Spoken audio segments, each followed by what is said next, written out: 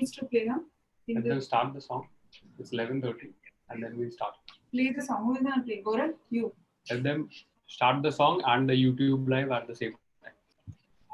You got to do live. Live has started.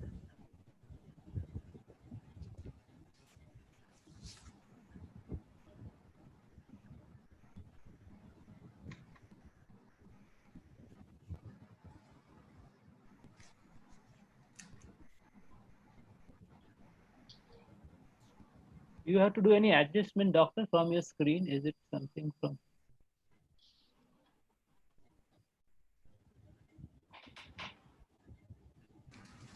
Your screen is fine, Yuki. Yeah, well, I can only see you. I mean, I can't see any other participant. Is it from my side? There is a grid option.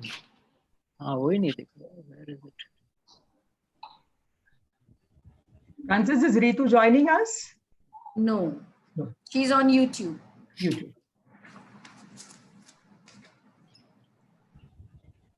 Yeah.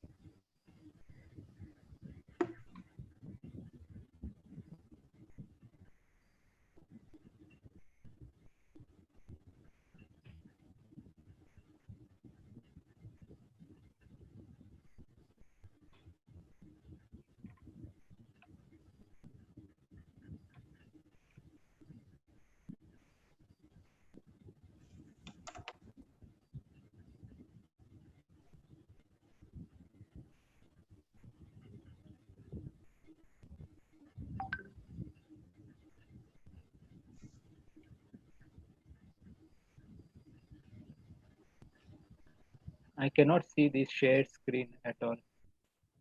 Can anyone see? Yeah. Oh, it is.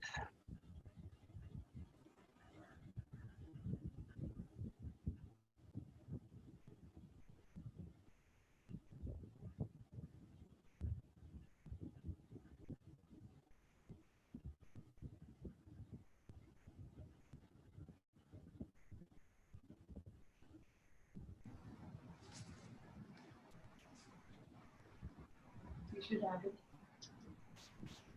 Why mute them?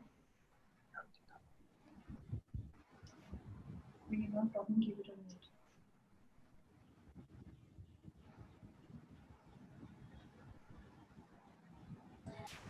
Francis, I can't hear you. Yes, ma'am. ती link पाठवली पार्टिसिपंट्सला. Yes, ma'am. आमच्या ठाणे कॅम्पसच्या मुलांना नाही मिळाली. Teachers and ते आहेत ना, त्यांना नाही मिळाली. Will share me.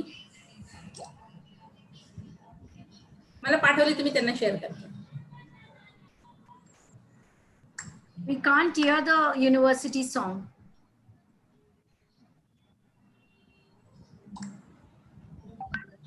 Francis, I sent it to you, ma'am. Yeah.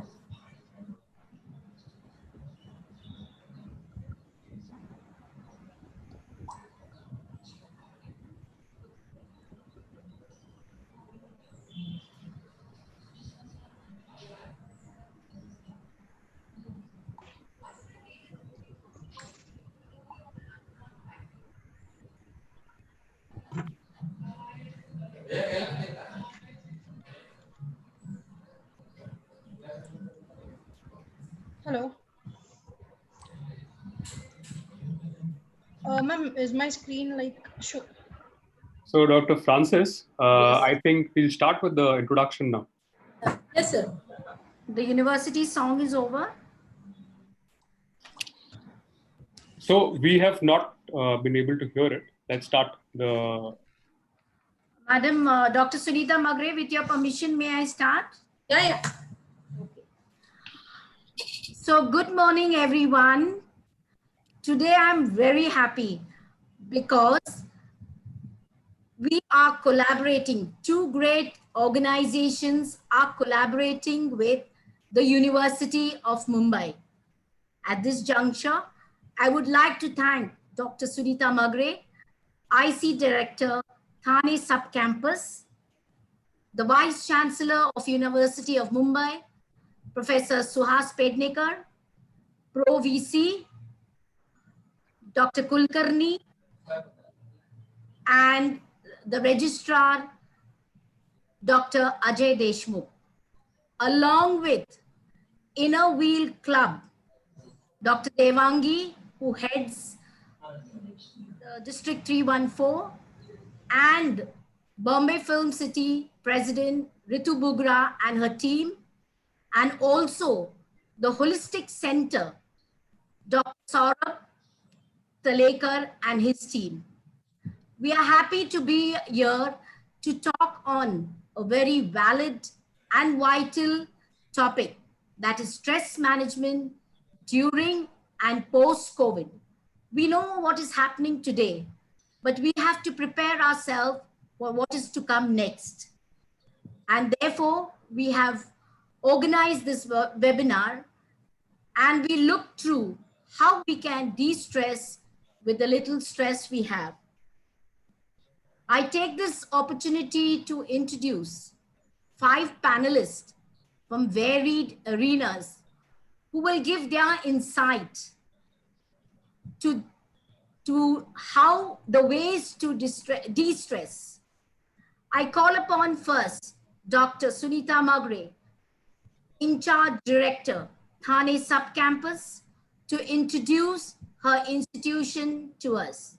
Over to Dr. Sunita Magre. Thank you, Dr. Francis Vaidya. I request Vinay kindly share my videos about my Thane Subcampus, University of Mumbai.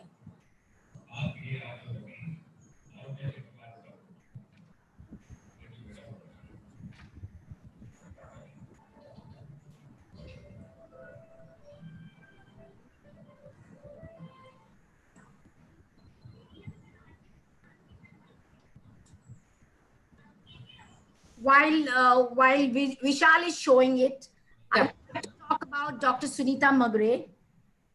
She's a versatile personality, human in nature, who firmly believes in taking crowd together so that we too may climb the ladder of success. And I'm one of them. Her academic credentials is par excellence. She's a chairperson of the Board of Studies in Education, the chairperson of examination, a PhD guide, and has written many papers, both at national and international front. I welcome you, Dr. Sunita Magre. The second on my list to welcome is Dr. Devangi Vakaria. She's at present heading the District 314 Inner Wheel Club. With her vision towards generating well-being for all and a passion to serve the community with a social and humanitarian approach, Dr. Devangi comes across as lifelong learners with great zeal to explore new avenues. She is working as a professor and practicing counselor for 35 years, and is a part of a visiting faculty of SNDT Women's University. She has compiled the cause of Asmita, which focuses on educating children. Dr. Devangi is currently holding the highest position in the Inner Wheel Club, District 314. The next on my list to introduce is Dr. Saurabh Talekar. He is an orthopedic surgeon with extensive training in trauma, knee, and hip replacement surgery. He is a strong believer in the concept of holistic approach. He is a director founder of Holistic Center. is doctor with a difference. I welcome you, Dr. Saurabh Talekar. I love your tagline, connect to care and care to connect. Yogi Saka, that's what he likes to be called, is a holistic health and happiness coach, helping people transform their lives using fundamentals of yoga, mindfulness, nutrition, and brain function. He has a diverse experience in wellness industry, which includes working in US and for 3 years specializing in nutritional science, mindfulness, and yoga coaching. I welcome you, Yogi Saka. Dr. Chinmay Kulkarni is a consultant psychiatrist at Mumbai Psychiatric Clinic, Powai. He's a psychiatrist who believes in rational use of medicine and realistic ways of therapy in treating patients with emotional and psychological problems. His area of special interest are depression, schizophrenia, addiction, ADHD, autism spectrum disorder. I welcome you, Dr. Chinmay Kulkarni. Now that I have introduced all the panelists, I would like Dr. Sunita Magre, Dr. Devangi, and Dr. Saurabh to tell us about their institution and organization one by one.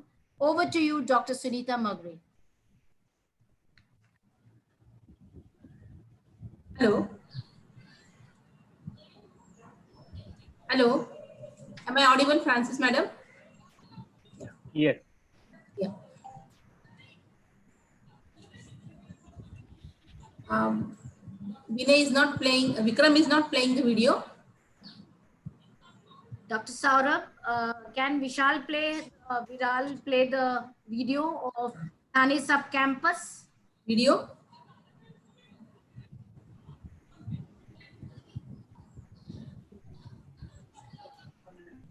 Yes. Yes, playing, ma'am. Yeah.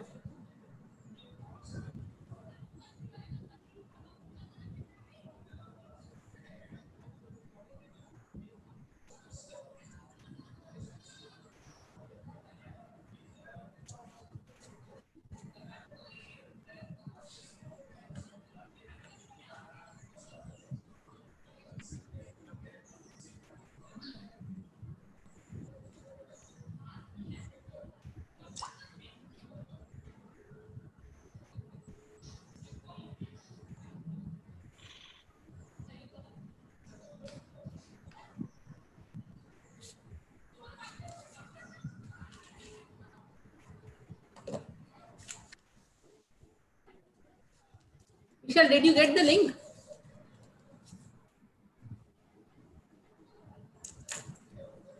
Ma'am, could you try from your share your screen with your video, which you have, if that is possible?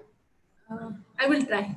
There's a share a screen, ma'am. Yeah, but here the option na host disabled participant screen sharing. Hostess करू शकता असं सांगितलं. I think Dr. Saurabh is the host now. Dr. Saurabh, can you please permit Dr. Sunita Magre to share the screen?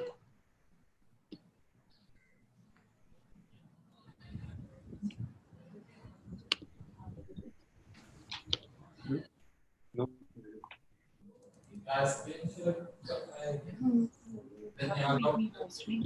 This moment. Dr. Sunita Magre is unable to share her screen if you don't permit her, Dr. Saurabh. Yeah, if you permit. Where are they? Where are they? I will share it. I'm Saurabh Talekar, the other color icon. Yes. If you permit, I will share it. Or Dr. Sunita Magre ko bana do. Then she will not be able to make us host.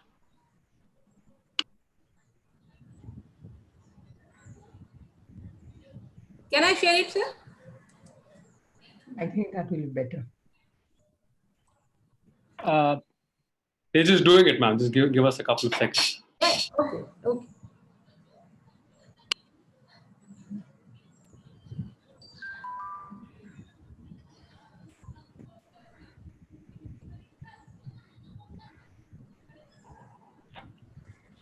I think this is one part of the stress management. And this is very apt that the right time we are under a little pressure, and let's see how we are going to deal with it. That will be nice to. So patience. Have patience.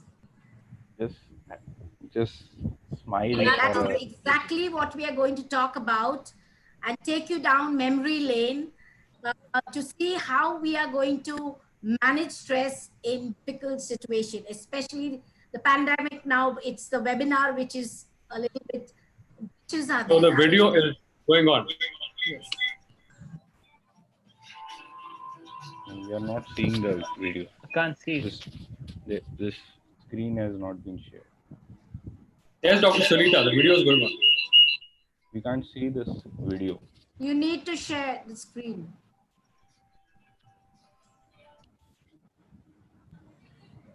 Is Vishal there? He can help.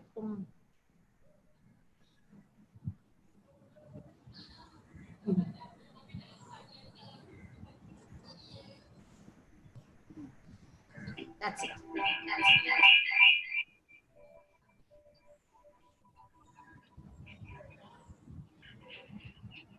Yes, Sunita, ma'am.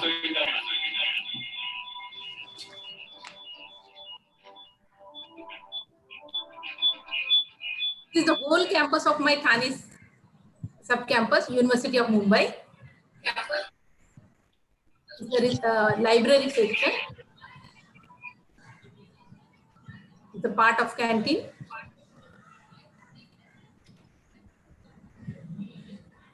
This is our seminar hall. It shows it's a seminar hall. And we are organizing number of the programs in the Thane sub-campus. So one of the most important program, that is the Anusandhan Ki Gunatmak Adhishtan. It is collaborated with the Mahatma Gandhi Hindi Antarrashtriya Vishwavidyalaya. And one of the program with this is our degree distribution ceremony program. This is my all complete staff.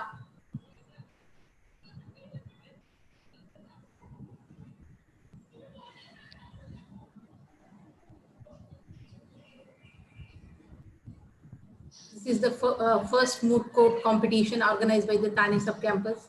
This is my staff, and this is the one of the collaboration with the Guru Krupa College of Education and Research.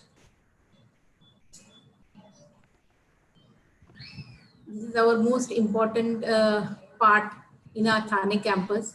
This is one of the national seminar collaborate with the one of the institute. The faculty development program, qualitative paradigm in research. This is our degree distribution ceremony. So the chief guest, Dr. Manisha Kayande, she's the MLA. These are our students, the MBA, and we also organize the open PhD Viva. And this is the Dr. Chari, Himlata Chari, organized for the learners meet. And this is one of the important program, Nai Talim, organized by the MGNCRE along with the Thane sub-campus. This is the library visit. And recently we organized the webinar on peace education along with the Almani College of Commerce, Mumbai. And also organized the leadership skill program with the Pillai College of Education. So this is about my Thane sub-campus, the little introduction about my Thane sub-campus.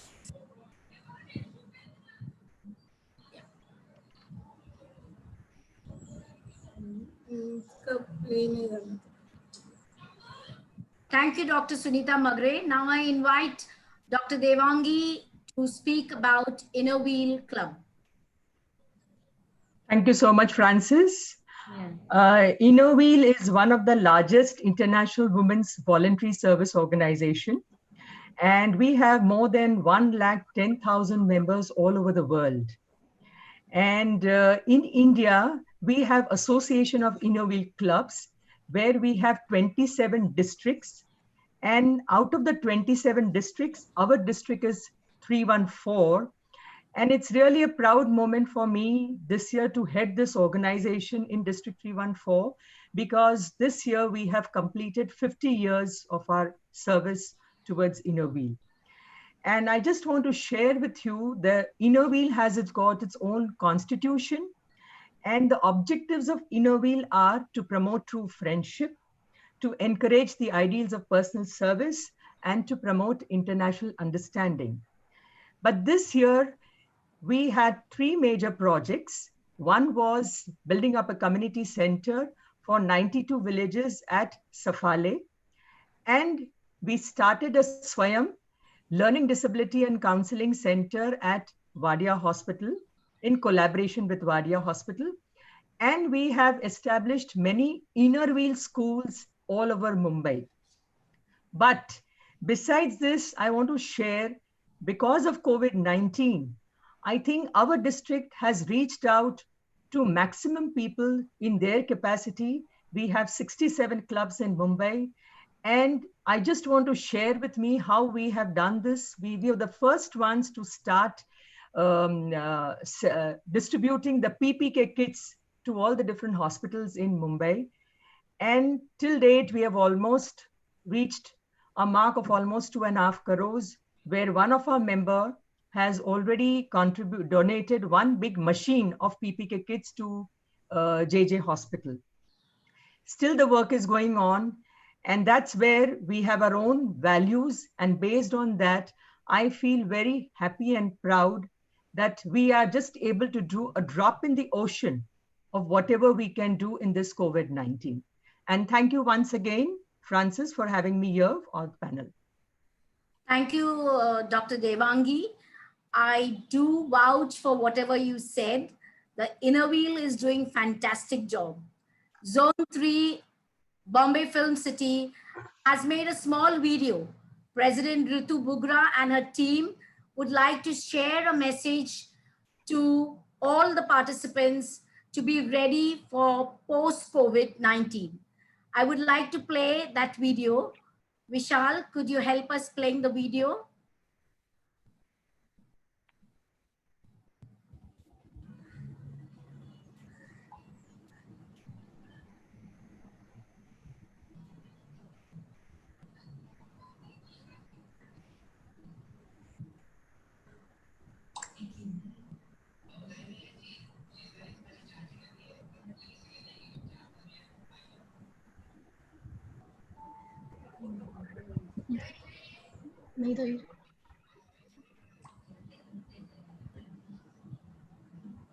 That's President Ritu Bugra, who is a very versatile personality, and she goes out of her way to reach out to the community.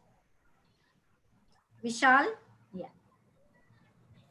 So we all have decided to put some message to the people post-COVID.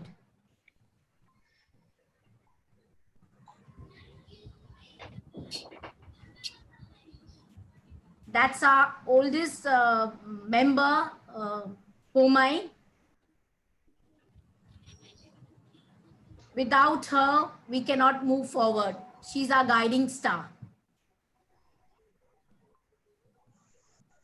We have Ushaji, who's also a most senior member, who's one because of whom I have joined Inner Wheel. And we have other members who sent out a message. We can't hear the volume. Vishal.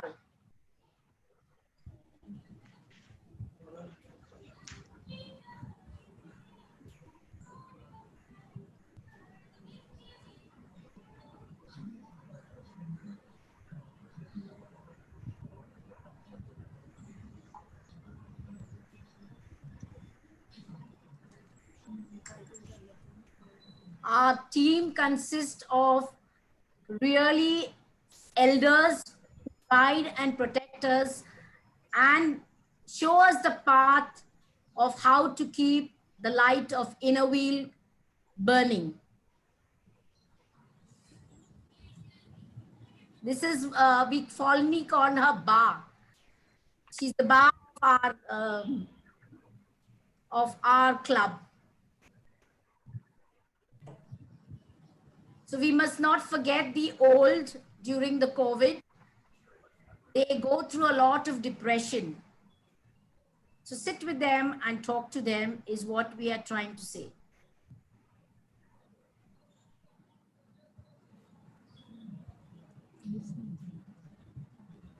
Vishal,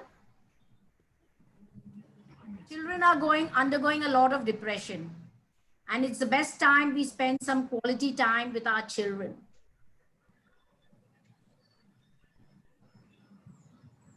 It's a video with, it's not being played. This is what she's trying to say. There's a lot of fake news going on. So stay away from fake news, because that leads us to depression. Our appreciation goes to doctors, nurses, frontline warriors, people, those who are going their little way to make our life happier, because tough times don't last. Pick up the phone and just call up someone who's lonely.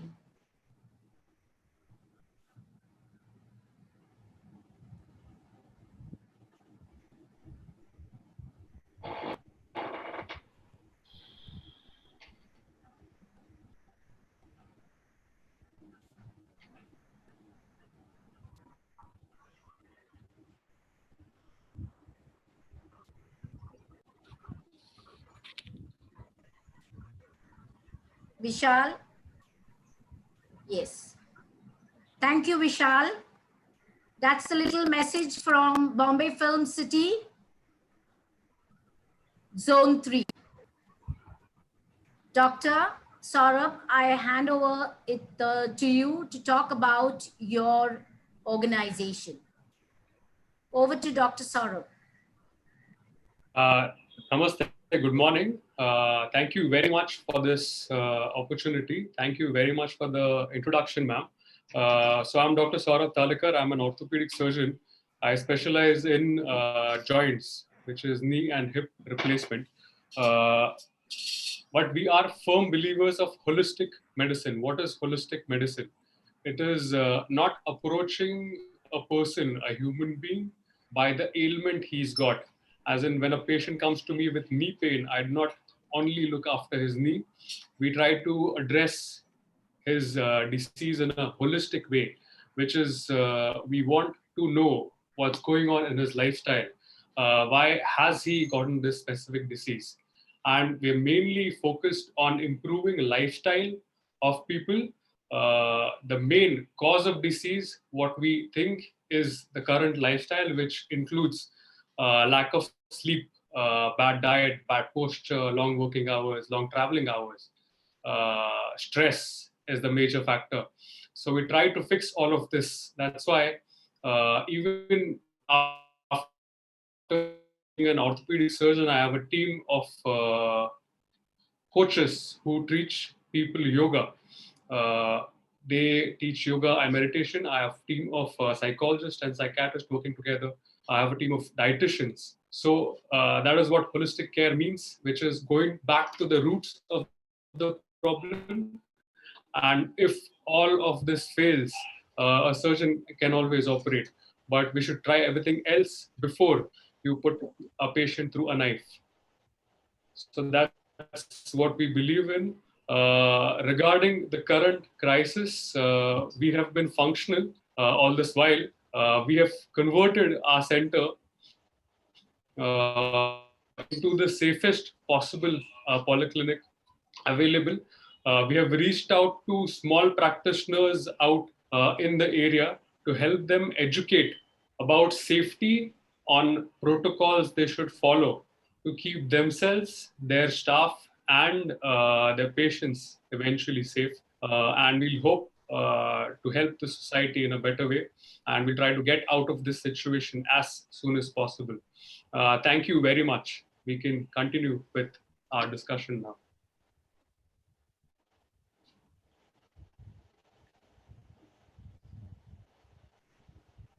Over to you, Dr. Francis.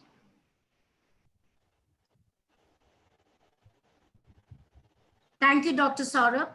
Now that all the panelists have introduced their institution and organization, we'll set the ball rolling and we will have the panel discussion.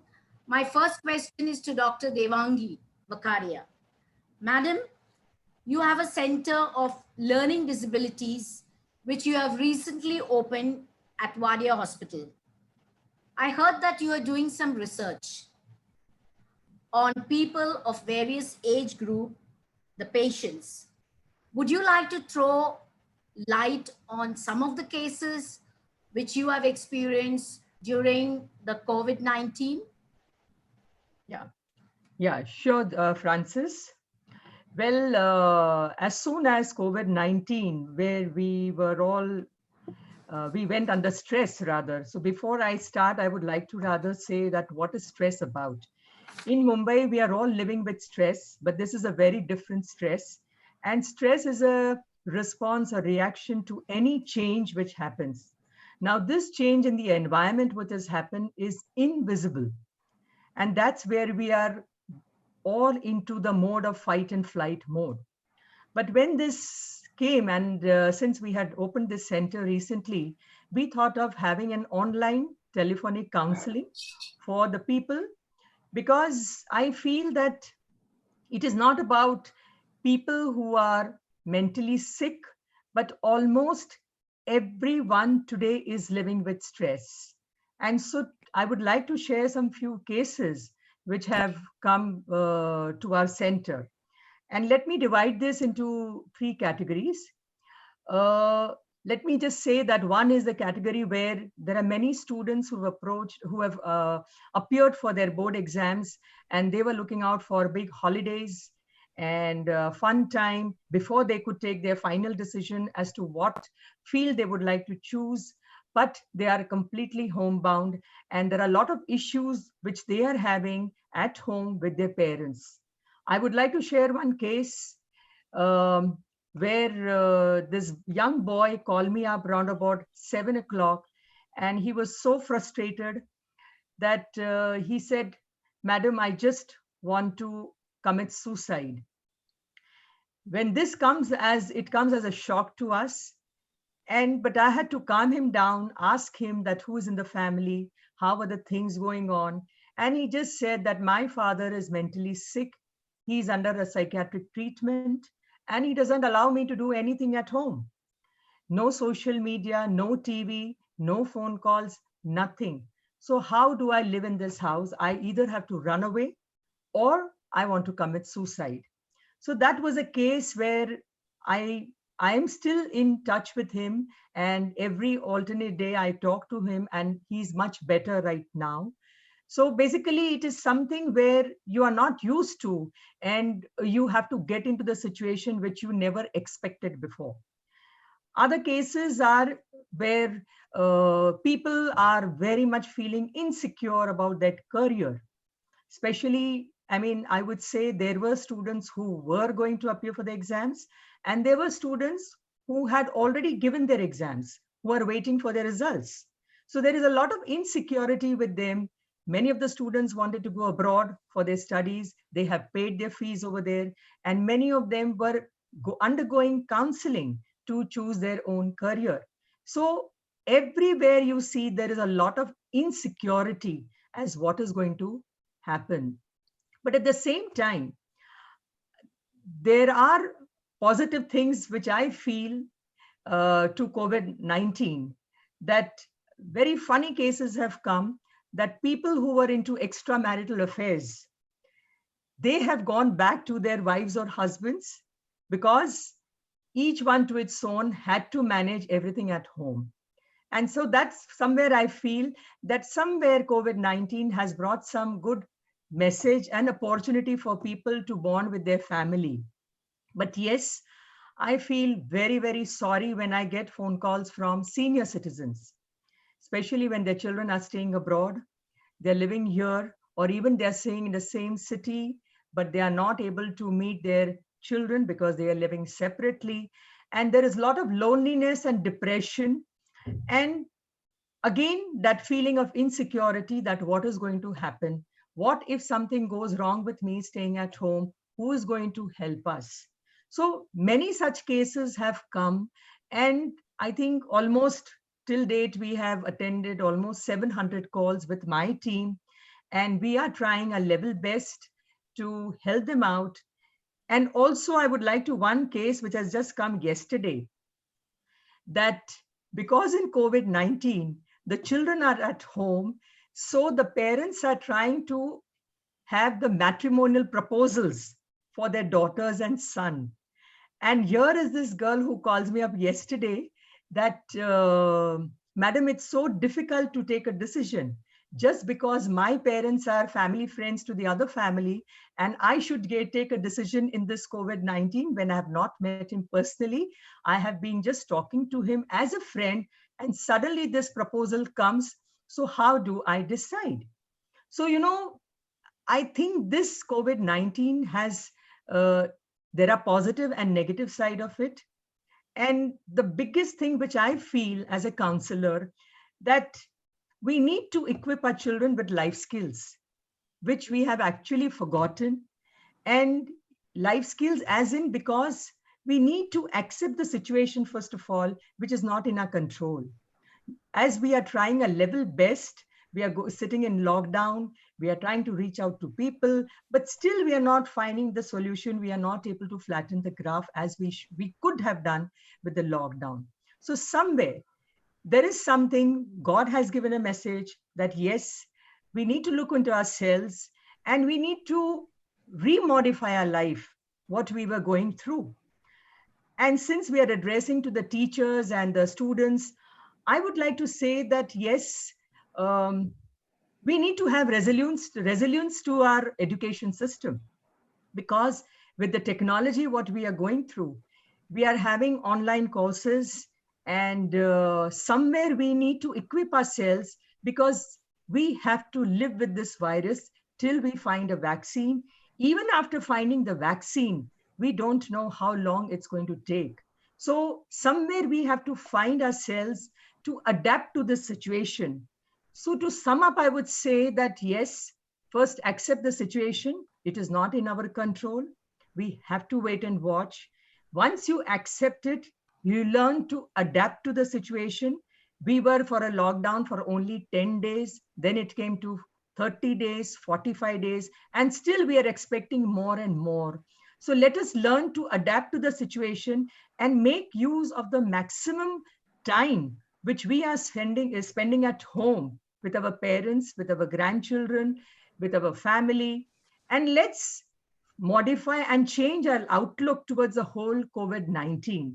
And so I would like to wind up my whole session by saying that yes, the most important thing we need to learn is that everybody is at par, whether it's a issue related to domestic or financial or emotional. I mean, we are all at one level. So it's a global crisis, and we all must learn to overcome this challenge in a very positive, and that can be done only if we make ourselves being happy in the situation what we are going. I know it sounds very unrealistic that how we can make ourselves happy, but here we have a panelist who are going to guide us that how we can make ourselves being happy in the situation to which we are going. Thank you so much. Thank you, Dr. Devangi. You have presented the current scenario with your research of 3 cases and much more. You have presented us the current scenario. And that's what I sum up by saying the nature has told us to stop. Stop. Give yourself time. Give your family time. And give me time to rejuvenate, revive myself. So all said and done, ma'am, whether COVID-19 has brought us plus points, there is large amount of stress which all the people are going through.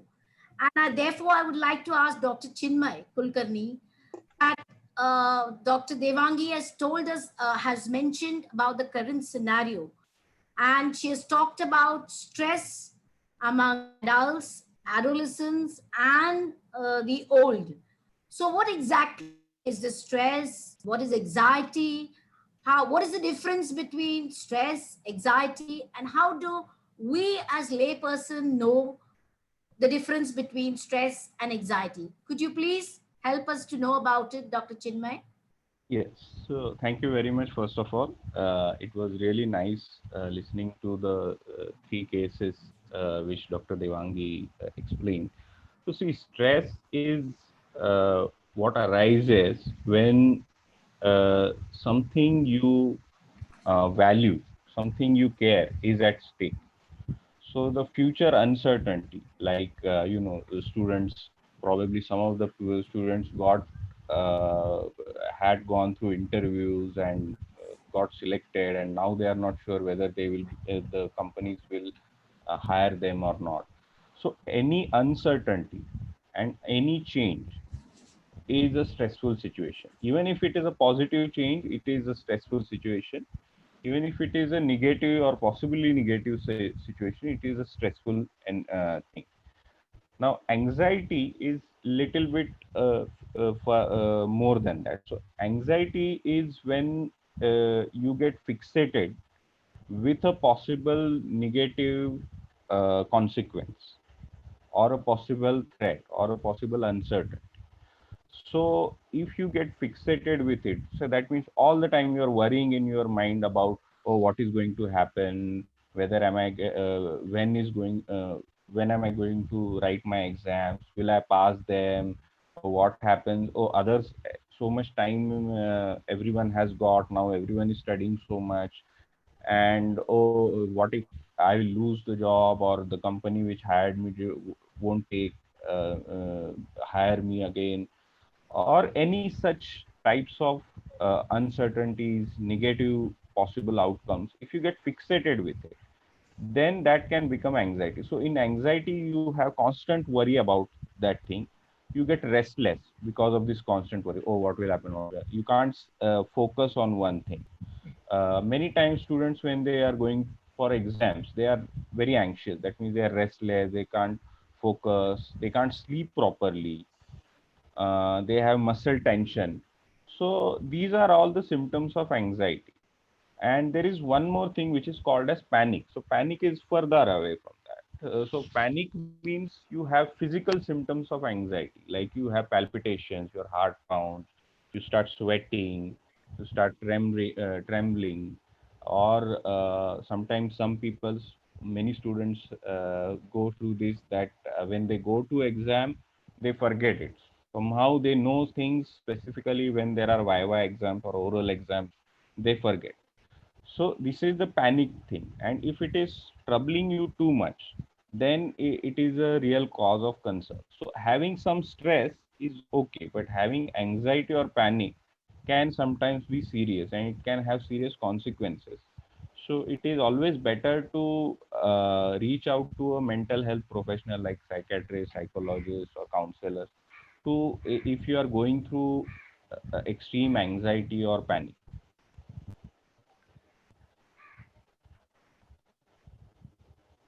So, they are usually because of the uh, perceived threat. And so I would like to tell some of the, see, usually we keep on thinking, and we do say that everyone should be very positive in their life and all. But it's very difficult for every person to think positively, for a simple reason that every one of us has got a different brain. Everyone has of us has gone through different experiences. People who had gone through different financial situations, they were raised in a different way. They have suffered different things, they have experienced the world in different ways. So everyone will not be able to focus, be positive. Some of them will be very optimistic, some of them will be very pessimistic. But we have to find out some cognitive distortions. Cognitive distortions means our thinking is somehow odd and which kind of worsens these things. So some of the things is cognitive distortions. I would like to tell just 3-4 of them. If you find yourself getting into these thought patterns, then it is better for you to kind of understand that okay, this type of pattern is not very healthy. So first is called as catastrophizing. Catastrophizing means making mountain out of the molehill.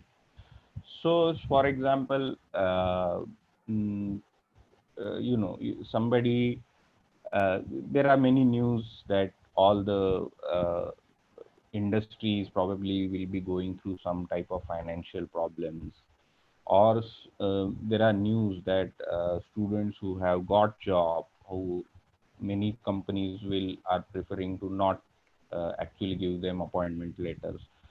So there is possible uh, uh, uncertainty about the job scenario. But saying that it means that I'm not going to get any job. It definitely means that I'm going to be a jobless person. It definitely means that something big is going to happen. Is called as catastrophe. Second is called as hypothetical worry. Hypothetical worry means I'm extremely worried about something which is not that significant. So some type of practical worry is fine. So practical worry means when I'm going out, I take care that I'm wearing a mask, I'm keeping physical distancing, whenever I'm out, whenever I touch something, then I'm washing my hands or using sanitizer. So I'm taking some care so that uh, so that I feel uh, uh, cautious and I'm safe. Relatively, I keep safe. But sometimes what happens in hypothetical worry, I start feeling that, all the time I'm just conscious about all the things. So I'm giving myself I'm exposing myself to all the negative consequences or the news on social media, on TV, on internet, on WhatsApp, and I'm getting scared all the time, and I'm completely worried for no such reason.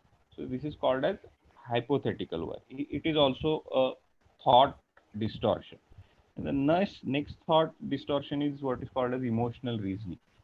Emotional reasoning means I am scared. That means I am in danger. Okay. So if many times we take decisions on emotional basis and without thinking rationally about so. So emotional reasoning may end up in us making some major mistakes in our life. So these are some of the thought patterns which is called as cognitive distortions. If you find yourself in getting into it too much, then it can create more anxiety. Dr. Chinmay, I just want to know, how do little children or the adolescent recognize that these types of stress? It's very difficult for us as layperson, whether it's hypothetical or what, they think it's a reality. So what would you suggest to even the old generation? They are always under pressure, especially because of the COVID-19. So how do you would help us to tell or guide them to handle such type of stress? Yes. So see, if it is happening, if such types of negative thoughts or such types of anxious thoughts are coming to you once in a while, and they stay for a couple of minutes, 5 minutes, 10 minutes, and then they go away, then you are able to do whatever studies you are doing, or you are able to do your household work or whatever online courses you are doing, etc. Then that's okay, there is no harm.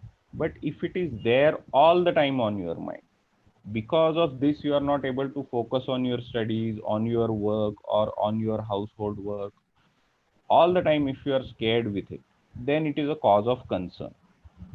uh, that is one thing. So second thing what everyone has to find out is that when they were not in this crisis situation and when they were reasonably happy, what was the what were the thoughts and emotions they had then, and you compare that with today.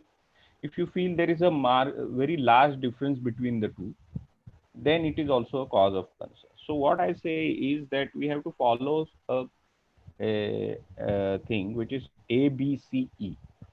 So A is attention. So whenever you are getting into these negative, unhealthy thought patterns, you pay attention to it.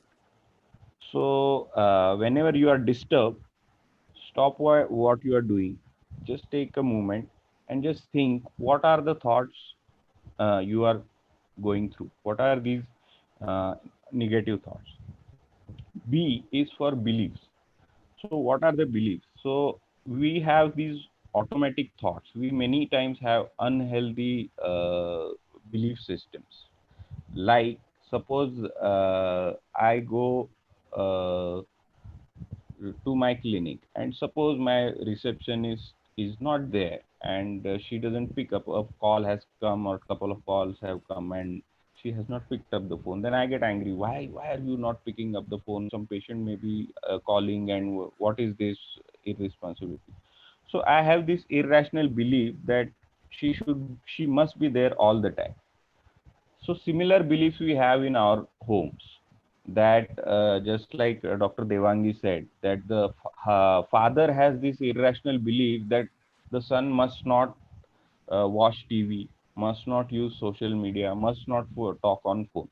So these are irrational beliefs. So whenever you find that you are getting into such types of irrational beliefs, you be aware that I need not believe all these irrational things. So B is don't uh, uh, trust the irrational belief. C is challenge these thoughts. C is for challenge. So challenge these irrational beliefs which you are going through. So if you are getting scared that I'm going to get infected with corona, and I'm going to infect everyone in my family because I'm going out, uh, then if you are getting these types of excessive worry, then challenge those thoughts. Oh, is it really so? Is it my opinion, or is it a fact? If it is my opinion, then why should I be worried so much? If it's a fact, then what can I do about it? So after C there comes E, that is explore new options, which is very important, which is what Dr. Devangi was calling adaptation. So many of the teachers from older generation, they are not very tech savvy. So and suddenly everything has gone online. So they may be quite stressed that how am I going to use these all systems, new technologies to teach, and the feel which you have when your students are in front of you is completely different. So E is for explore new options. So E means that I accept that these are the circumstances which I cannot change. We are in this situation, and I have to accept this fact, and I have to explore new options which are possible. So what can I do about it right now? So if some children whose exams have been postponed and they are worried too much that what will happen, when will this exam happen, rather than worrying too much about when this exam is going to happen, they should focus on what can I do about it right now, what can I do about it today. True. So if I focus my attention on what can be done, then a lot of stress is gone, because I decide that whatever are the circumstances over which I don't have any control, I'm not going to get worried about. What difference does it make if I worry whether the exam will be in July or in August or September? Is this worrying going to change the date of exam or not? Of course not. You are not going to decide what will be the date of exam. That's the university and management will decide that. So you worrying when will be the exam is not going to change the outcome of that. Exam is going to happen on the same day only when the university decides. So you worrying about the dates of exam is not going to change anything. So you should not worry about it. You should just focus on what can I do right now so that I am better prepared for that exam whenever it happens. If it happens in July, August, or September, whenever it happens, I should be better prepared for that. So what can I do right now? What can I do today? So if we think if we stay in the present tense, a lot of stress and anxiety is reduced. So thank you, Dr. Chinmay. You have very nicely told us how to handle the stress. Okay, but the students and people still worry and still worry. I think we must sort it out at the grassroots level, so that we are prepared for such situation. God forbid if it happens. So I think Dr. Sunita Magre will be best to tell us as an educationist that how we can handle this stress right from school, from colleges. And so she will talk about, could you please suggest some ways how health can be promoted by stress management, Dr. Sunita Magre? Could you please help us in knowing that?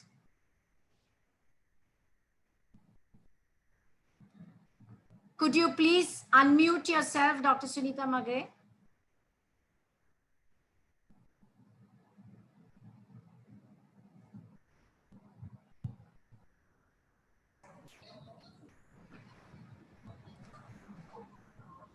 Am I audible? Yes, ma'am. Yeah. Now see, in our day-to-day life, stress is a fact. Stress is a fact in everyday life. If any changes happen in our life, so stress is there.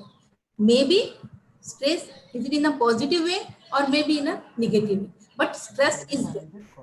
So that's why it says stress is a complex and dynamic process of the interaction between the person and his or her life. It is the way to react physically, mentally, and emotionally to the various conditions and changes and the demands of the life. Second aspect is the health promotion. What is health promotion? So health promotion is an approach to utilize to address the prevention, management, and early intervention for the stress management. And it is also promote to the positive as well as the psychological health.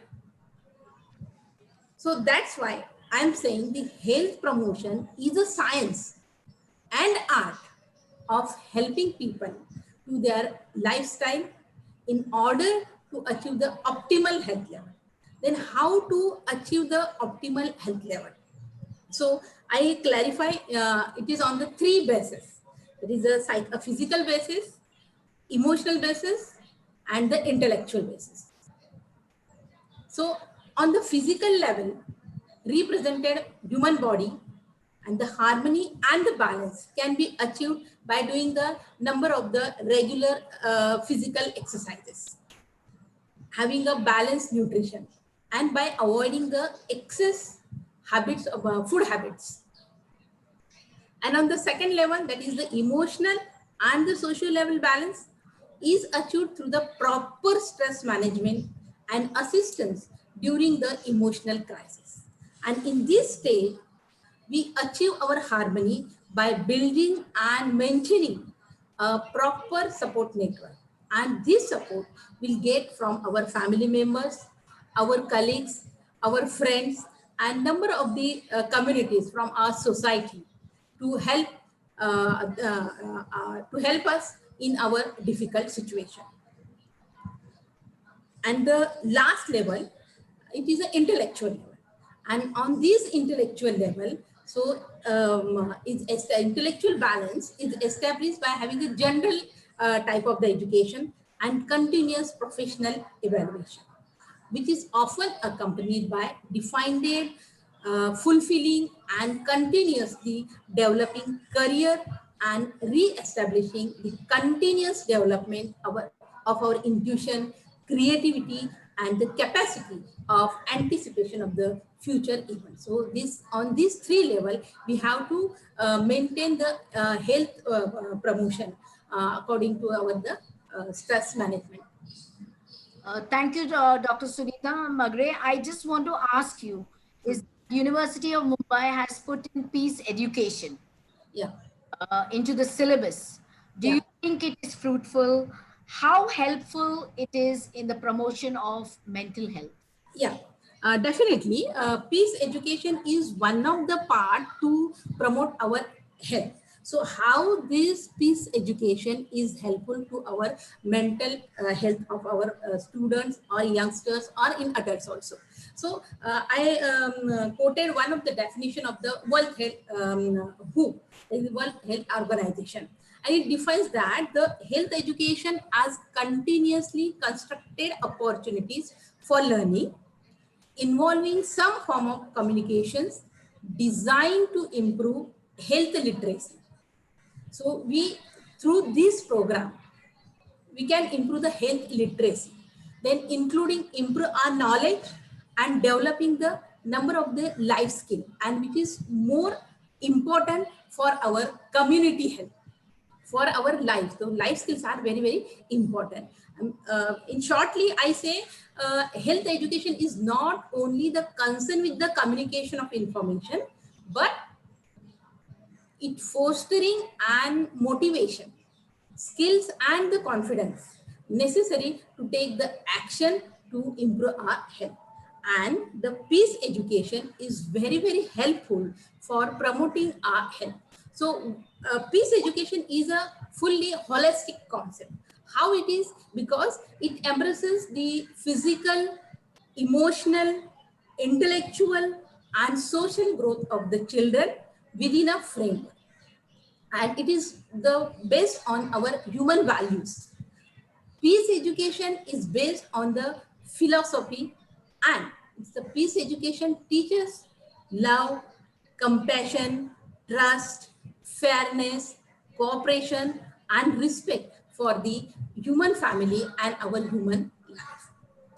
When the person is in the peace, when the person having the peaceful person, we in every and many times we say, and that person is a very peaceful person. So how peaceful means what? The peaceful person means they accept where they are managed to control their personal lives, accept others also, and fulfill the responsibilities of their personal, professional, as well as the social lives. So peace education as the process of promoting the knowledge, skills, attitudes, and the values, and which needed to bring about the behavior changes in each and every children, youth, and the adults, to prevent the conflict and the violences, to resolve the day-to-day conflict peacefully, and to create the conducive peace environment. Here I mention one thing. Um, uh, we are from the teacher fraternity, and I think so teacher have the lot of responsibility to promote our students health, and to promote our students health and progress also. Academically, how our student progress academically, and when he or she progress academically because of the sound health. And it is our responsibility, it's a teacher responsibility to maintain their health academically. So it's a community leadership role for the teachers. And when the teachers take the opportunity as a community leader, so he maintain or she maintain the safe classroom environment. I think nothing is important in the teacher's work as a promoting mental health of the students. So how the teacher will promote the mental health of students. So when your students is mentally and physically and psychologically healthy, so he or she is aware and motivated and actively participate in our day-to-day classroom activity. When the students are participating in our classroom activity, so their output is definitely a good output. So let's teachers should learn how or she learn the students academically and socially and mentally well-being of the students. So mentalization is one of the process. So through mentalization, we can promote our students' health. Keep in mind, so teachers, there are the individual differences. So according to the different types of the student, each student is different from the other students.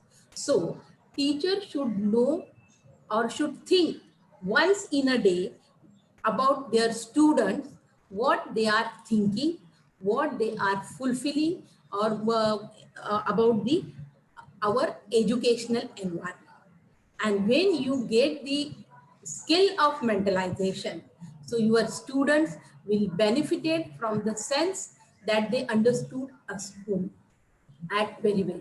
They act, react, feel safer side, and they taking the risk also and ask the questions as well as reaching out when they are struggling with something. And lastly, definitely you and your students will all benefit from the wonderful sense of the closeness, and they come to understanding another person's point of view. Thank you, Dr. Sunita Magre. You have very well explained how peace education plays an important role in providing mental health to students. And what you try to focus is the role of the teacher. Yeah. There goes bang on a responsibility on our shoulders, that we have to have a sound mind in a sound body. That's what it says. So what best is it to have Yogi Saka with us, Yeah. who tell us the benefits of yoga and meditation, so that teachers can be mentally prepared to face the challenges of the classroom. Over to you, Yogi Saka. Uh, Thank you, Dr. Vaidya, and namaste and good afternoon to each and everyone. Uh, so it's a wonderful opportunity for me and a platform for holistic care to share its concept and philosophy of holistic living. I'll just like to quickly mention, just few days back, I came across, I love knowing about words. What do words mean, and the etymology of word, the root word behind any word. So doctor actually means in Latin teacher. So whether it's a medical professional doctor or whether it's from any other kind of professional who has done PhD, doctor means a teacher, and the job of a doctor is to impart education and skills and knowledge. So in that sense, this is something great where you guys are doing this job of sharing the knowledge and education. As far as students and teachers are concerned, when it comes to uh, having managing their stress, I would say that the attitude which is related to how we look at stress is very important. Uh, Frankly speaking, stress is of two types. When one is not able to handle it, it becomes a distress, and a stress which actually charges you up, where it makes you feel, wow, this is an opportunity right over here where I can share and contribute something. It can bring something out of me. Then that is called as a stress. So most people, if they don't have that kind of attitude which makes them see uh, that any situation in an beneficial way, they will succumb to the distress aspect of stress.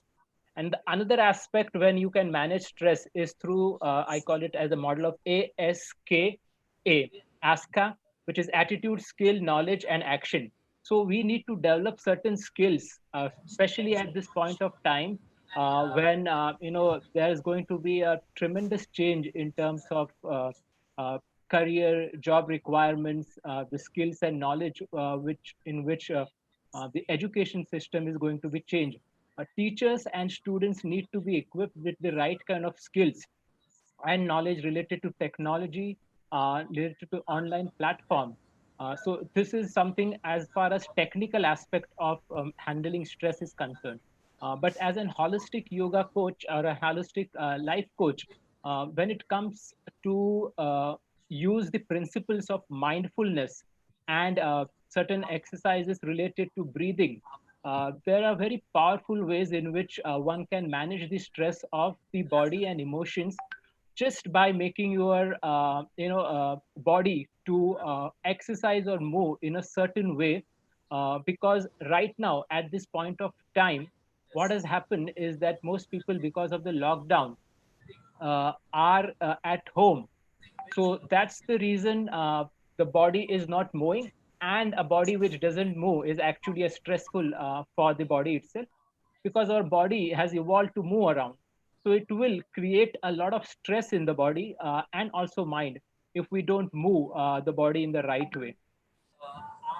So I had a small presentation which I wanted to share quickly. I will see if it can come up over here. You can do it yourself, Yogi. Yeah. So it will create a lot of stress in the body and also mind if we don't move the body in the right way. So I had a small presentation which I wanted to share quickly. I will see if it can come up over here. Yeah.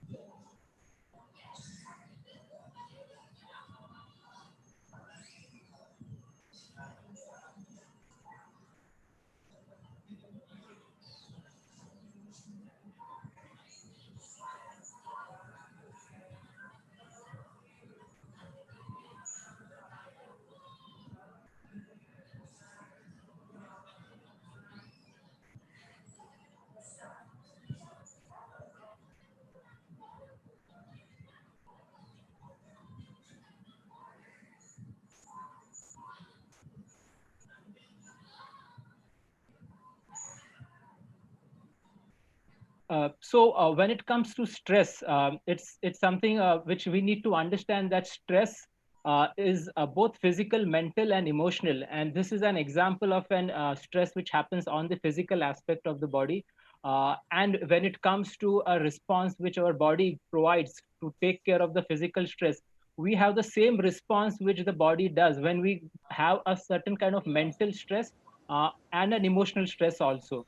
So it is very important that when we are going to experience certain kind of stress for undue reasons, the most important thing which needs to be done is there are certain stress chemicals which get released when there is a stress response, like cortisol or adrenaline. So best practice is to do conscious deep breathing, where you have to take a deep breath, and it is called as belly breathing. Just allow your chest and stomach to expand and exhale as slow and in an as controlled way as possible. Mentally, you can talk to yourself that you are at peace, you are completely safe, secured, and this way you can bring down your stress response created by your nervous system and by your hormonal system. And in that way, you can manage your stress at that instant in an acute manner.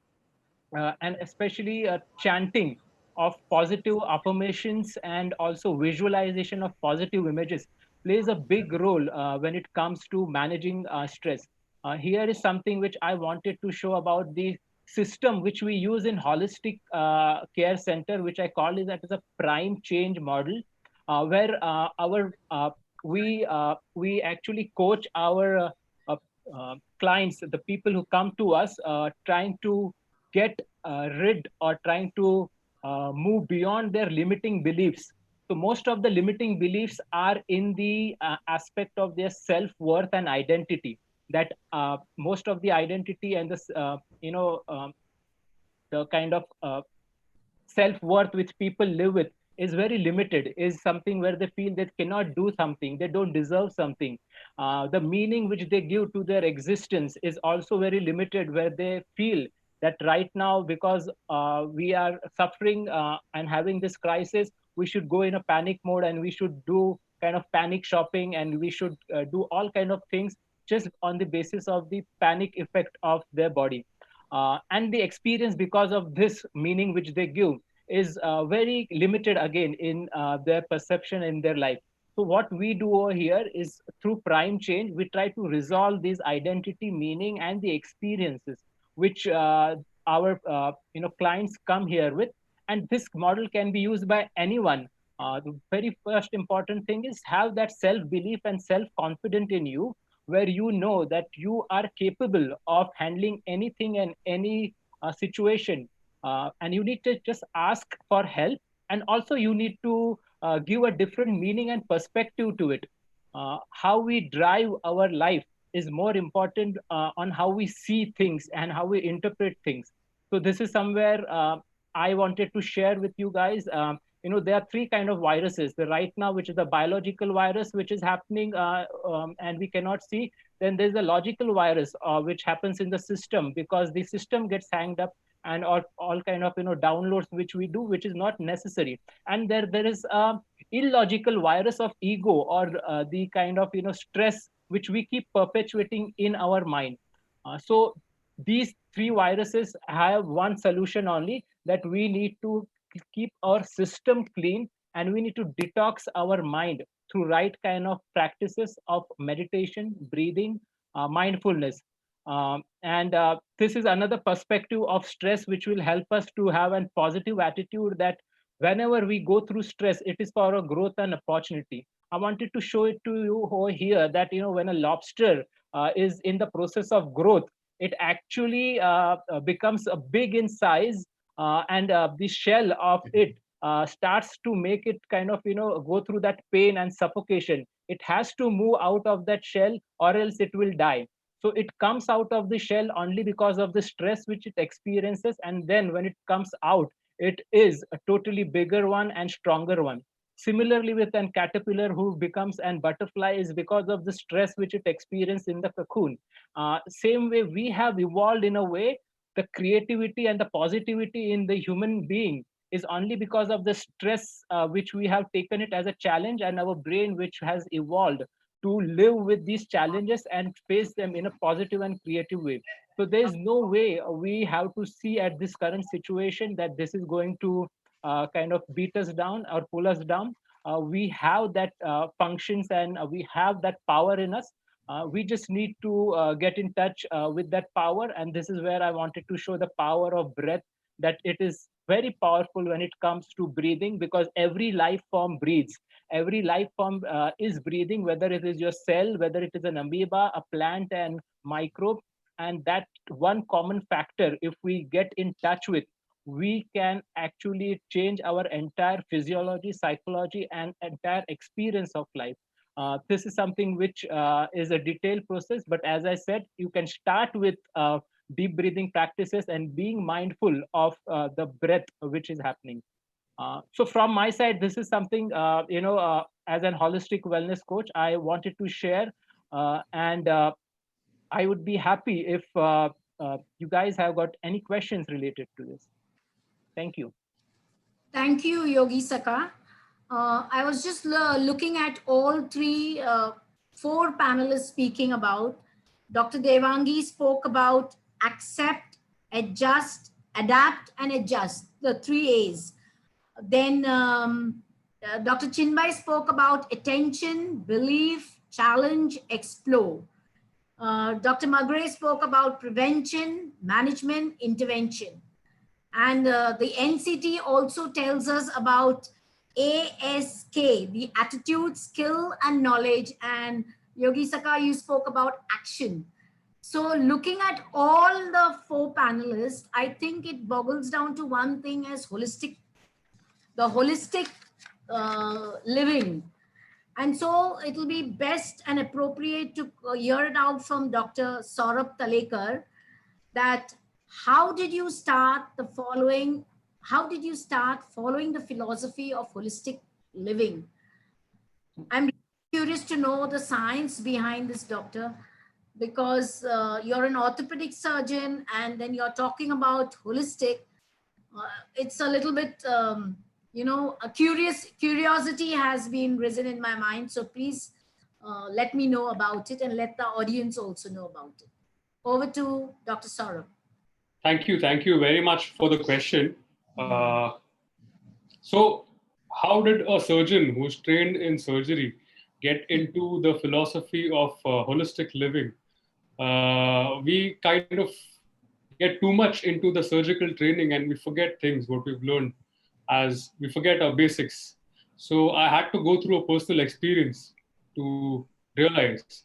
So, I had back pain, which was which kept me off work for a couple of weeks every year, and I had it about for 3 years. This was the time when I used to work in a very matured setup in Mumbai with the senior most surgeons in our industry, uh, the most famous people in spine surgery, and they were all of my colleagues. And I was unable to get my back pain diagnosed. What was the reason for my back pain? So we did the usual bits. We did MRI scans, we did X-rays, we did all kinds of blood tests, and they all told me there's nothing wrong with me. And what?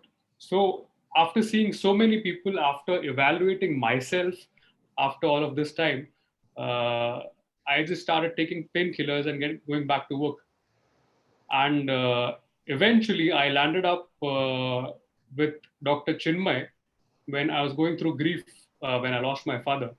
And Dr. Chinmay told me that this back pain can be due to depression because of stress.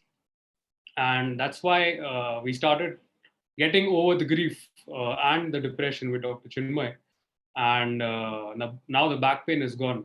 And so after this experience, I started realizing there's so many people in this world who are under these kind of stresses.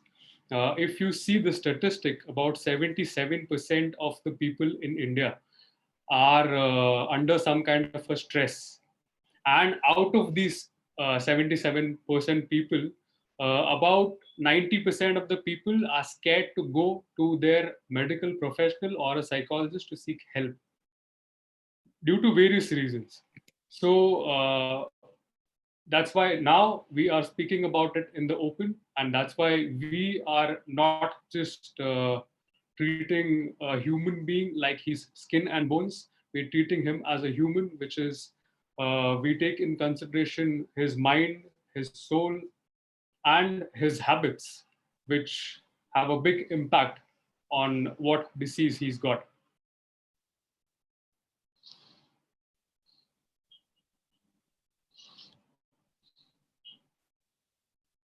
Yes, Dr. Vail.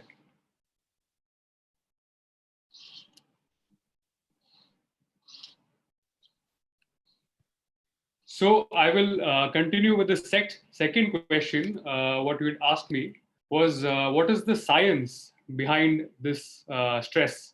So I would like to, so all of the specialists from different fields, they have given their opinion, and everyone has spoken about the importance of managing your stress, anxiety, and all of this. So what is the science behind it? So on this slide, it's a little complicated. So the central nervous system, it's divided, the nervous system is divided into two parts: the central nervous system, which is at the left side, and the peripheral nervous system. So we will forget about all of this and we'll just focus on the arrow. It says autonomic nervous system. So what is autonomic nervous system for a layman to explain? It is what is automatic, which is if you want to flex your fingers, this is in your control. If you want to flex your arm, this is in control. But your digestion, your heart rate, your respiratory rate, that is your breathing rate, is not in your control. So these all things are controlled by the autonomic system, autonomic nervous system, and there are two parts of it. The last thing at the bottom, where you can see this sympathetic nervous system and the parasympathetic nervous system. So if you can see, sympathetic nervous system is an energetic system. So here we've tried to describe a little bit about what are the functions of both of these systems. So if you see, there is a simple way to remember which nervous system does what. At the left, there is fight and flight. So we humans were supposed to be engaged in agriculture. We have an erect posture. We're supposed to do physical work. We're supposed to connect with nature. So, and the only time we would have stress is if you're under attack or if you're not able to gather food or provide for your family. So that is when our stress sympathetic nervous system would help us. So what it does is it dilates your pupils, so it empowers your distant vision, fastens your breath, and your breath is shallow. So whenever, if you're under attack or if you're in a stressful situation, it increases your heart rate, and it shuts your digestive system down.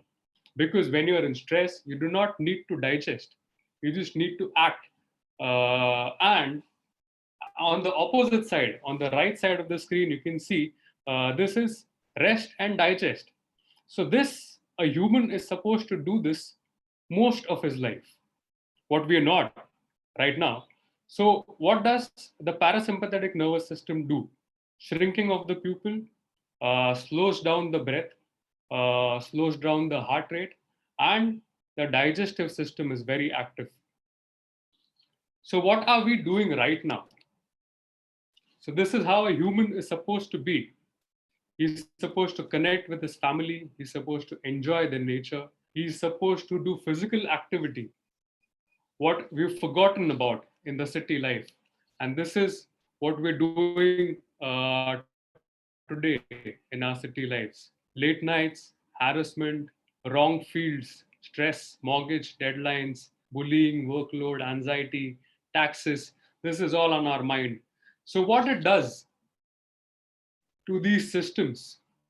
So the system on the left side, which is the sympathetic nervous system, is overburdened and is overworking. So that's why your breathing is shallow and it's fast. Your heart rate is faster. Your gut activity is low, and this is the cause of all of the lifestyle diseases what we see. And we've just forgotten the parasympathetic nervous system. So this lifestyle of ours has given us something what we call as chatter. Chatter is a thought which goes inside your head all the time. My boss is going to call me. I'm supposed to do this. I'm supposed to do that. How am I going to pay the bills? How am I going to go outside? Am I going to get some disease? So this is the chatter. So what we think and what science says, the solution to all of this new lifestyle is to adapt to some of these activities, which is yoga, meditation, connecting with your loved ones, and have a connection with healthy food. So going back to this slide, all of these activities. So when I say yoga, we train people in yoga like Yogi Sakha does, but that's not the only way. Any kind of sport will be good, whichever you are interested in. So all of these activities can stimulate the nervous system at the right, which is the parasympathetic nervous system, which will slow your breath down, which will slow your heart rate down, which will activate your healing systems in your body. So that is what we need to do, connect to ourselves. So at the end, I would also like to, so in the 60s, in the 70s, if you talk about yoga and meditation, there were only saints and Indian gurus who were talking about it. And there were only Indians talking about it. But now, as we see, in the 90s, we've started a lot of research on meditation and even on social media. Now we see a lot of people talking about meditation. So this, I have shared a paper which is from the American Journal. So I'll just share the results of this paper. It was done like a randomized control trial on 74 and 73 students.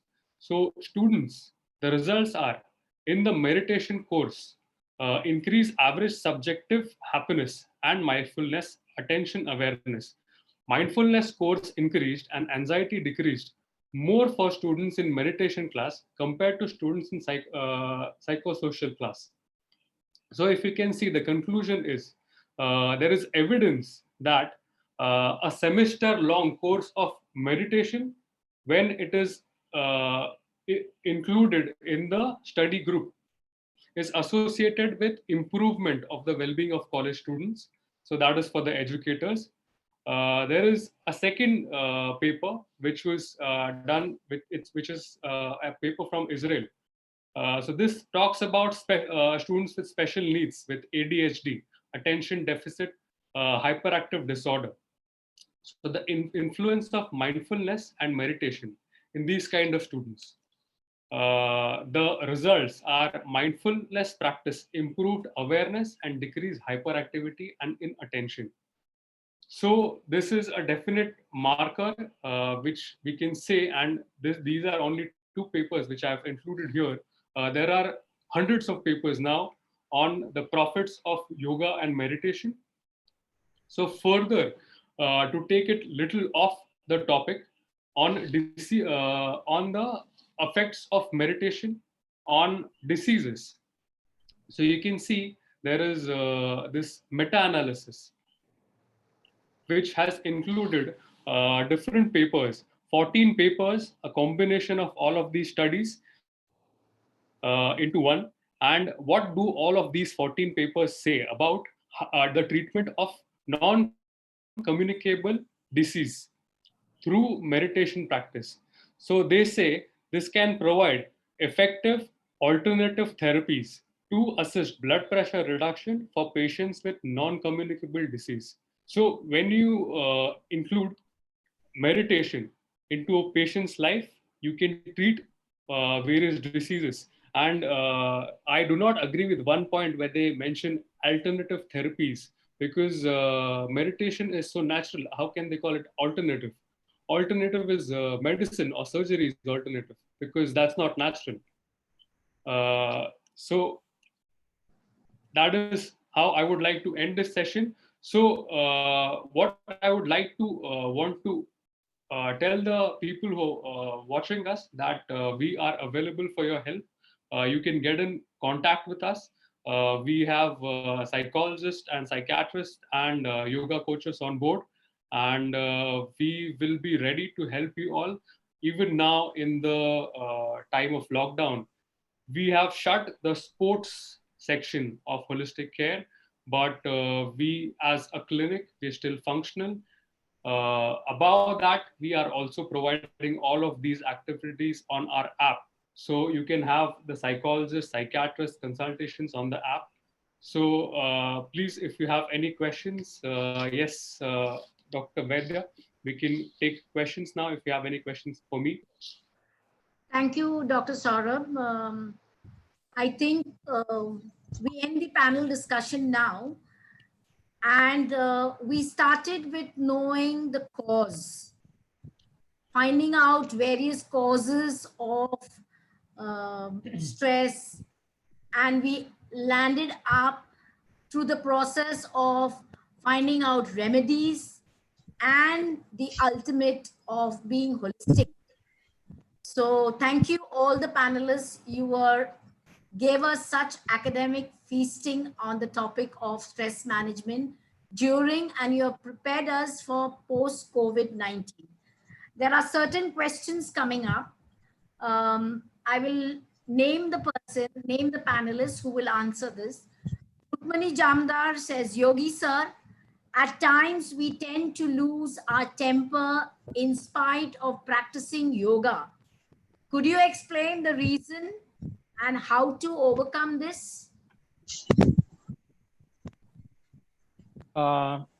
Yes. So first of all, we need to understand when it comes to anger. Anger is an emotion where if it is not expressed, it can definitely have a damaging effect on our body and mind, and most importantly, the relationship. So we need to be significantly aware of when we are getting angry. What are the triggers which are creating that kind of emotions, feelings, sensation? What are the kind of situations in which we are getting angry?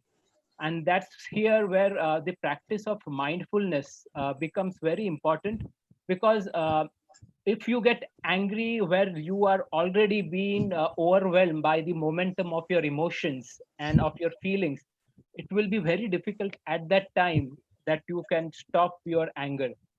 However, if you can do certain practices on regular basis, which is why it is important to be prepared for these kind of situations, and not to just kind of come to a situation where we feel that anger is taking over us.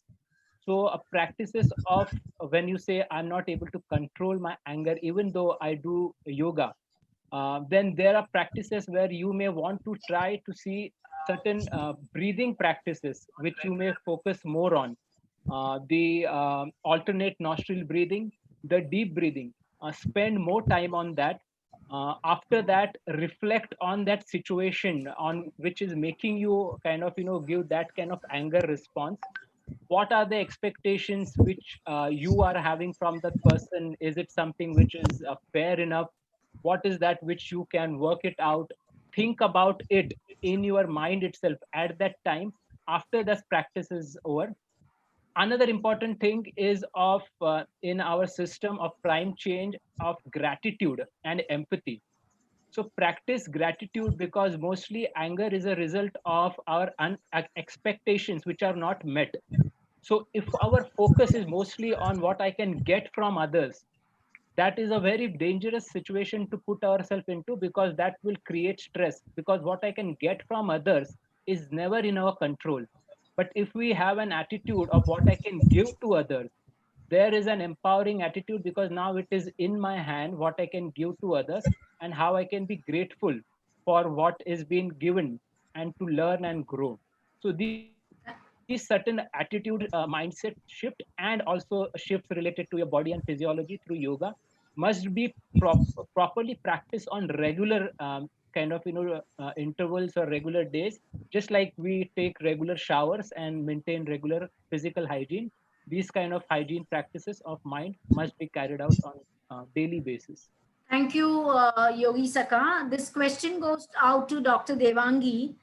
How to keep positive attitude when we are stressed? Well, that's a very good question. I think the most important thing is the mental health, as already our speakers have spoken about it, about the holistic approach. And it is somewhere we have a subconscious mind and a conscious mind.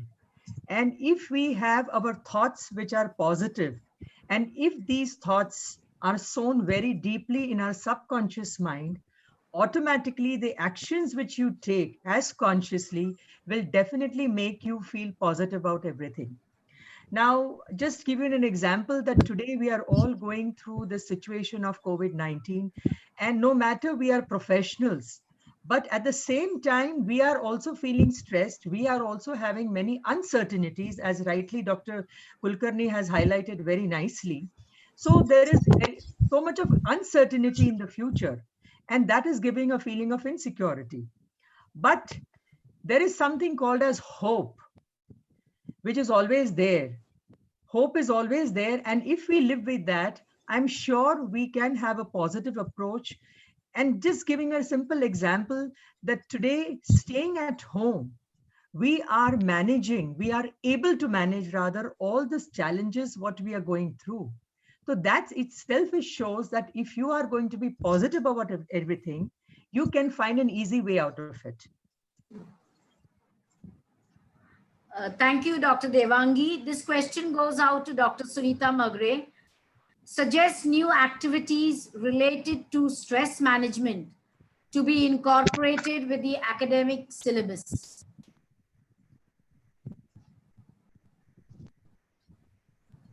Dr. Sunita Magre? Yes. In our Mumbai University, we have already have the syllabus on life skill education, peace education, stress management, and certificate course in peace education. So, and all these courses in our B.Ed and M.Ed, MA education, and some certificate courses, we have already the syllabus about the stress management, and our Department of Education, University of Mumbai, running the course of postgraduate diploma in management in education. In that syllabus, we have to already included all the aspects of the stress management. What is stress management? What are the strategies of stress management? How will you cope up that stress management? So these are all the strategies we have already included in our Mumbai university syllabus. Thank you. Would you like to say something more, Dr. Sunita Magre? Yeah, through these courses or through these syllabuses, like in sociology of education or in MEd level, that is the life skill education, is one of the full paper. So in that paper, that peace education is included in that paper. Also the sociology of education paper also include the peace education. And through that peace education, we have to conduct the many of the activities. There are the very, very simple activities. See, in a whole day, when you come from your office or from your college, so take 10 minutes break from your duties. Take 10 minutes break. And these 10 minutes breaks, close your eyes and remember ki in a full day, what you have done. What you have done. List it and find out which things are left. So, and prepare your next day preparation, next day schedule, which activities are left. Then I will be completed this activity in my next day. So like this way, you can automatically find out your weaknesses also and the strength also, key what we can do. So this is the way. And one of the thing is after joining the duties after this COVID-19 period. So we have definitely the teacher fraternity definitely meet in the month of August, I think so. We'll pray for we definitely meet in the month of August, because according to the government of Maharashtra and the university circular, our examination will be in the month of July, and in the month of August, our schedule will be start, and the new schedule in the month of September also. So how to cope up with this situation? So when I go to my department and how to talk my colleagues, how to handle my office staff. So this is we are very scared about this कि अभी मैंने उससे कैसे बात करना चाहिए, नहीं उससे बात किया तो मुझे कोरोना हो जाएगा. So this will not happen. So be a confident and be a very strong person. As a teacher is always a confident and a strong person. You should give the message to our students, to our colleagues also, to our society members also, कि we will definitely fight with this situation and we'll come back and join together. तोडण्यापेक्षा तुम्ही be a joiner म्हणून तुम्ही काम करा, आणि definitely आपण ह्या सगळ्यांना या ठिकाणी नक्कीच याच्यातून बाहेर पडूया. So thank you very much, Francis. Very practical solution, ma'am, you have spoken. The next question goes to Dr. Chinmay. Doctor, you have 2 questions to answer. How to reduce the unconscious mind which is under stress? How to reduce stress of the unconscious mind which is under stress? And please define stress and anxiety operationally at this juncture of COVID-19. Okay, so how to, the first question is how to, can you repeat the first question? The unconscious mind is under stress always. So right. How to reduce that stress? Yes, so see, the unconscious mind is reflection of what is going on in your conscious mind. That is one thing. And whether you are kind of suppressing certain things, whether you are trying to kind of not focus at the things which your mind, which are important.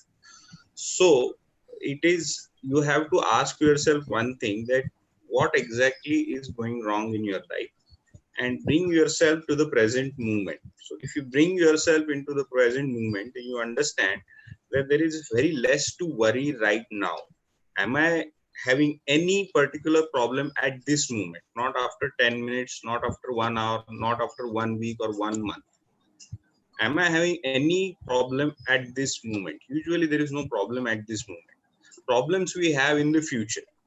So if we connect ourselves and bring our attention to the present tense more often, then we bring whatever we are doing, our thoughts, our emotions, our feelings, our desires, everything comes gradually, slowly under the conscious uh, frame of mind. And so this unconscious creation of anxiety or stress is not that big, because whenever I am getting something unhealthy thoughts, I'm being aware of those thoughts, I'm being mindful of those thoughts, so they don't kind of go into the unconscious mind and kind of grow there. So it is often very important for me to focus on what I'm going throughout my day.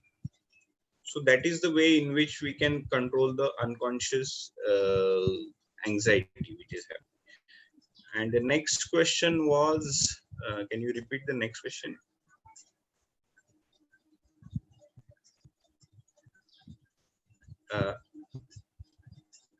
Could you, sorry, Yeah. can you define stress and anxiety operationally at this juncture? What is stress and anxiety at this current scenario? Right. So stress in the current scenario is mainly about two things. One is whether I will get infected with this corona or not. That is a major stress which is happening. Second stress which is happening is what will happen in the future, in the near future, once the lockdown goes away. So what will be the financial consequences of it? What will be the career related consequences of that? Will I have my job? Will I lose my job? Will my spouse lose the job? Will my father or mother lose their job?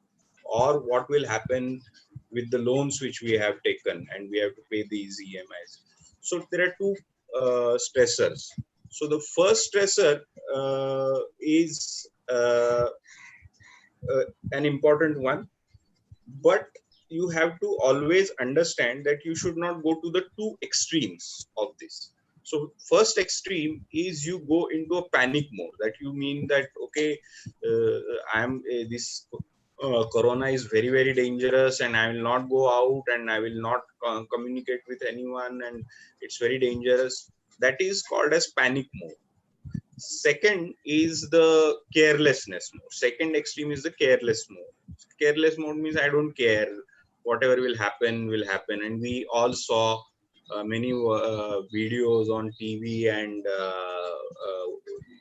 social media that in the initial days of lockdown, police were beating people because they were not following the order, because they were careless, that completely they were not worried about what can happen if they get infected. So between these two extremes, there is a territory called as caution or precaution. One has to stay there, so that you should be precautious, that you take all the necessary safety measures. You wear a mask, you keep social distance, you wash your hands, you use sanitizers, but not go into the extreme of panic, that all the time worrying about thing, all the time getting anxious. Oh, what happens if I get infected? I will spread it to all my family members, and what will happen if my old grandparents get? Oh, and in older people the mortality rate of corona is very high, then what will happen if they land up in ICU? So this panic mode is not required. The complete careless mode is also not required. Where you have to stay is in between, which is precaution. So you do all these, you take these all precautionary measures, and then you don't worry unnecessarily about, uh, when will vaccine come, and when, oh, even if that vaccine is created, when will it have mass production, and what will happen after 6 months, 4 months. No need to get into that. So actually, doctor, the question has also come up with Dr. Sunaina Kadle. She said hand washing during the time of COVID is becoming an OCD. what to do for that. Yes. So hand washing, that our specifically OCD patients are, we are managing them for this thing. So one has to understand that I have washed my hands once. Now it is once I have washed it normally, and that's fine. Now again I will not wash. See, if you touch something outside home, then you need to wash your hands more regularly. If you're staying at your home, and if there is no person in your home who is infected with COVID, you need not wash your hands all the time. You are staying at home. No virus is going to come from anywhere and at your home by air. So at least during the lockdown, you should not wash hands if you are at home. If you go out, so for example, doctors are going out or police people are going out. So if they touch something, then after that they can wash it. But once washing properly is enough. OCD is when you wash your hands once, but you don't feel that the hands are clean. So you wash them again. Still the mind is not satisfied. Oh, what if some virus has left? Still you will wash again. So you'll wash it, the hand 10 times, one after another, which is completely unnecessary, which is OCD. Washing it once in a proper way is enough. So you have to stop yourself. You will get this stimulus that I must wash it again, but you have to kind of stop that. You have to prevent the response. You say that I have washed it once nicely, that is enough. This question goes out to Yogi Saka. Asamta Fernandez is asking, sir, don't you think keeping anger within yourself is going to harm you at some point of time? So do you think expressing it out is necessary? Yeah, it's not just anger. In fact, if you see, there are a lot of other emotions which, if we don't allow the expression to happen in a healthy way, they can definitely damage our physical health. But here is where we need to be judicious, very understanding, because that understanding is lost when we are angry, because anger stimulates your reptilian or the small brain or the emotional brain, and your thinking brain is not under stress, is not provided with the right kind of blood supply. So it's no amount of kind of positive thinking during anger is going to help. And that's why we need to take it in such a way that what is the relationship which we want to have with the other person. Is it something which is based on my demands? It's something which is going to be just based on what I want, or is it something which we going to be based on mutual understanding? There has to be this kind of communication to happen, so that anger which comes out of expectations which are not met, then with the right communication we can dissolve or we can work on those expectations. We can accept the other person, and we can see that if the person doesn't have that kind of capacity in terms of his emotions, in terms of physical, in terms of skills or intellectual, we are unnecessarily putting undue expectations on that person to try to fulfill our needs. So taking responsibility on ourselves for our anger, because it is created within us, that is the first big thing which needs to be done. And as I said before, anger is called as is like a fire.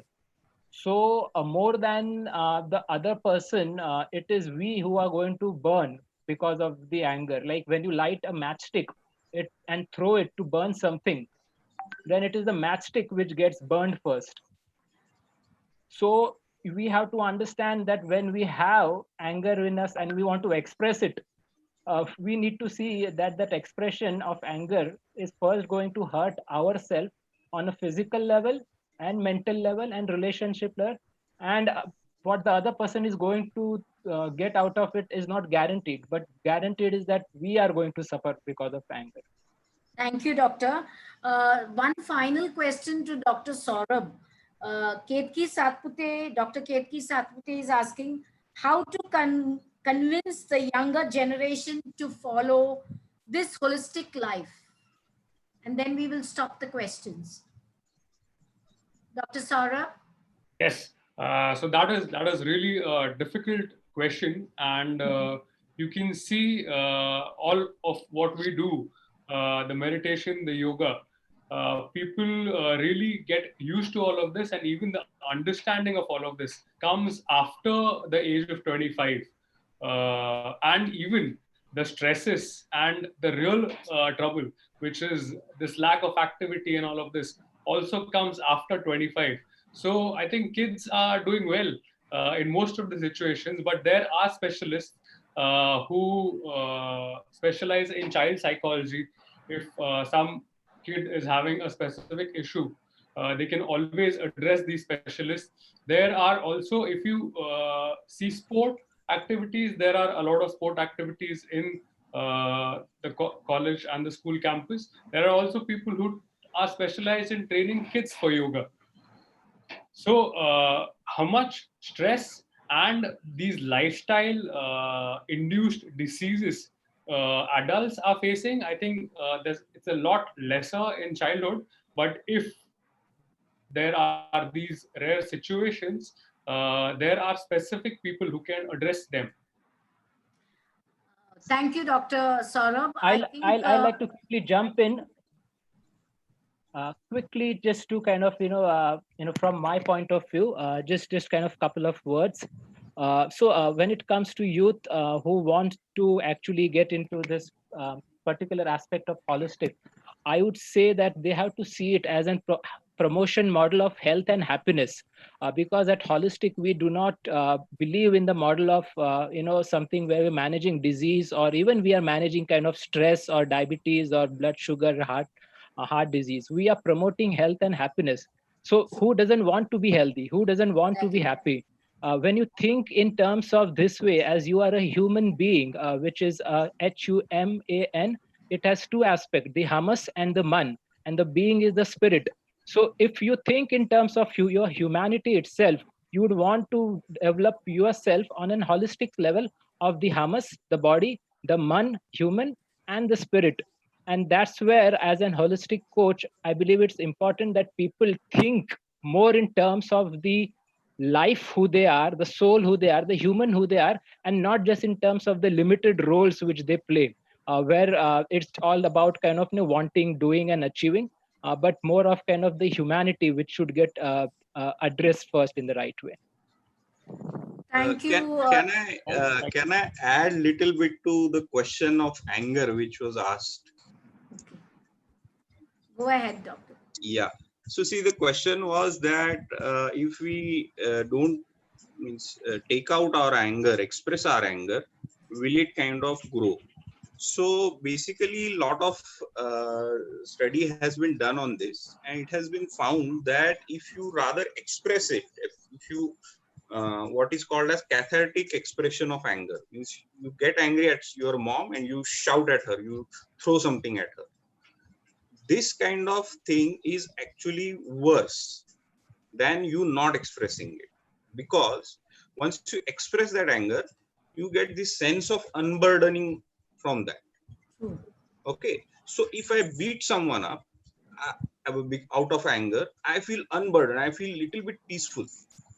And what happens that your mind learns that when you get this burden on your mind, if you hit someone, then you feel better, and unconsciously your mind learns that this is the way to manage the anger, which is not a good thing, because then you don't once your mind learns that, then it is very difficult for it to learn something else. So what we tell is that first thing is, whenever you are getting angry, don't speak.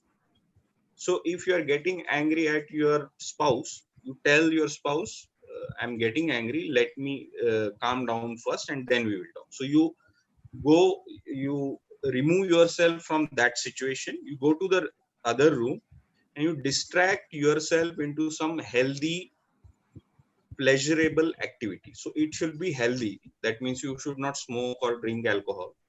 It should be healthy. It should be pleasurable. Means you should feel good about it. So some people, they like to eat chocolate. That's fine. Some people like to watch stand-up comedy. That's fine. Some people like to listen to some music or sing a song. or drink a cold glass of water. These are all healthy, pleasurable activities. Or do some push-ups. So you distract yourself into some healthy, pleasurable activity in a separate room for 10-15 minutes. Once this happens, then you think, okay, now I had to convey this message to that person. How can I convey this message in a non-threatening way? So you kind of whatever, see, the sharp words may not give the appropriate response from the other side, but the same message can be given. So if somebody shouts at you like, why are you sitting here? And somebody goes to you and says, oh, will you please sit on this chair? Why are you, will you please shift? In both these ways, the message was the same, that that person should not sit on that chair and should sit on some other place. But the first way would would cause the other person to get into a defensive mode because it is expressed in an angry way. So what you have to think after this 20 minutes of distraction is, how can I say this message in a non-threatening way? And then you go out and talk to that person. Talk to your spouse that, okay, you I had told you to wash the utensils, but you are not doing any household work. So it would be really better that you also take some responsibility of household work and wash utensils. Right, doctor. I had told my students that expression is important, but how you express is more important. The way you say it is really important. At this note, we should, I think we should close the panel discussion. And thank you, dear panelists.